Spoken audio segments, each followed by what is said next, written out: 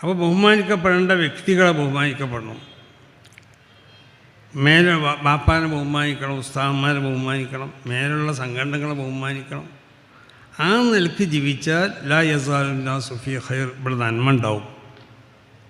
നേരെ മറിച്ച് ഫൈദാ തസാവു, എല്ലാവരും സമന്മാരാണെന്നുള്ളൊരു ബോധത്തോടു കൂടി ആ നിലക്കാണ് ജീവിക്കണമെന്നുണ്ടെങ്കിൽ യഹ്ലിക്കൂൻ, അത് നാശത്തിൻ്റെ തുടക്കമായി.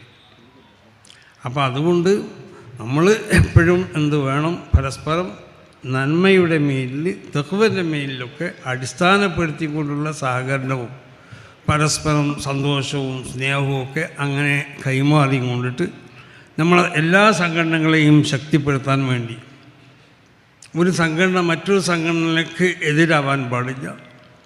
പരസ്പരം അങ്ങുമിങ്ങും സഹായിച്ചുകൊണ്ട് അങ്ങുമിങ്ങും സഹകരിച്ചുകൊണ്ട് എല്ലാ സംഘടനയുമായും കൊണ്ടിട്ട് സമസ്ത കേരള ജമിയത്തുൽമയുടെ ഈ കൊടിക്കീയിൽ ഒതുങ്ങി നിന്നും കൊണ്ടിട്ട് സമസ്ത കേരള ജമിയത്തുൽമയെയും അതിൻ്റെ എല്ലാ സംഘടനകളെയും ശക്തിപ്പെടുത്താൻ വേണ്ടി നമ്മളൊക്കെ പ്രവർത്തിക്കണമെന്നും